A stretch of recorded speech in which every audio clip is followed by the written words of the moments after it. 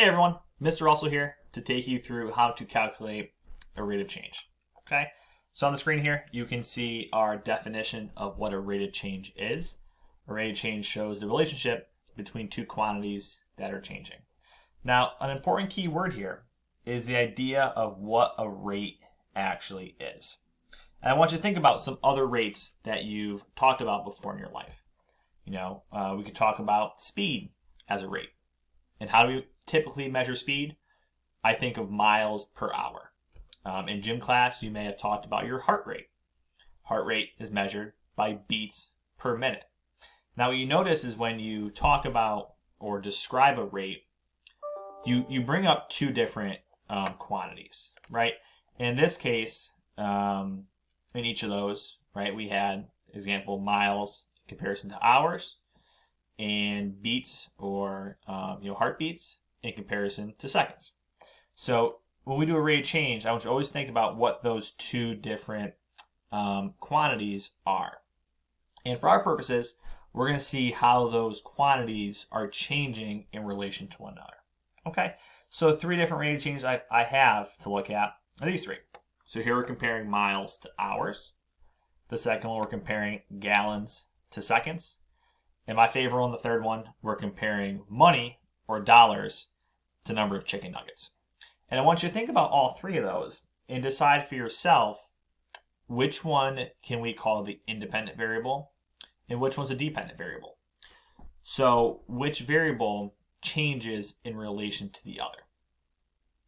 Okay, so the first one, you think about these two things, right? We can't change hours. So we're looking at how miles is changing in relation to the hours. So we would call miles our dependent variable and hours our independent variable.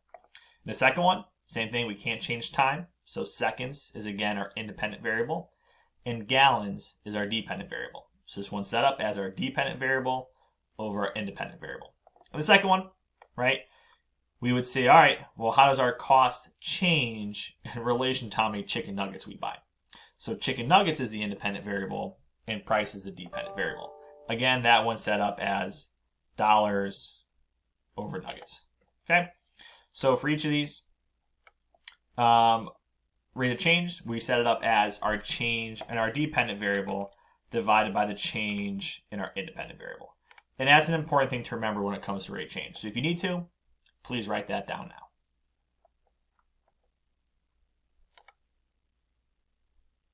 Okay, so now let's go ahead and calculate a rate of change. So here I have a table that's showing the number of days in comparison to the rental charge. So to calculate the rate of change, what we're going to do is just see, all right, between days 1 and 2, what is the change in our rental charge? So what is the increase to go from $60 to $75? And we can calculate that change by subtracting. So here, to figure out what that change would be, let's subtract those two values. So the change in my dependent variable would be 75 minus 60. Okay. And the change in our independent variable, I would do the same thing. So I'm going to subtract 2 minus 1. Okay. So let's go ahead and calculate that. So up top, 75 minus 60 is 15. And let's be careful to always label that. Divided by 2 over 1, which is just 1 day. So there we can say our rate of change is $15 per day. The two biggest things when it comes to rate of change we want to always remember to do is to simplify our fraction, if possible, and always label our two variables. So I wouldn't want to just leave it as 15 or just 15 over 1. The complete rate of change is $15 over 1 day. We can also say that as $15 per day. Okay, and we can also calculate a rate of change from a graph. So let's say here we're comparing time versus height.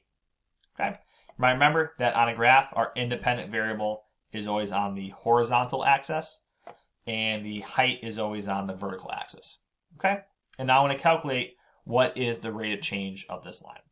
So let's look at a couple different values that we can say, and I can put some points on this line. And I would calculate the change in the values between those points. So let's just say for our purposes, I'm going to go between those two red dots I have labeled on this graph.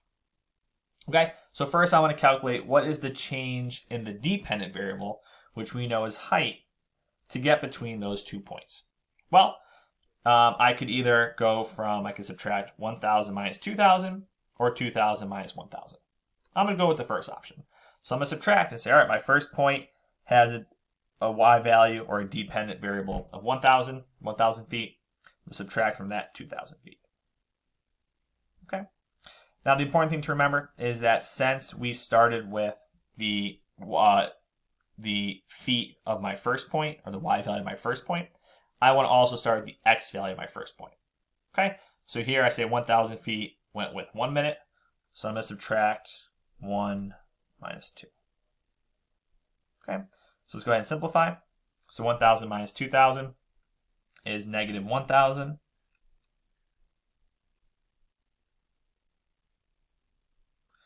Okay, 1 minus 2 is negative 1.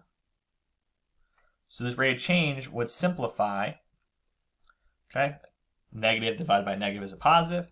So I'd have 1,000 feet per 1 minute.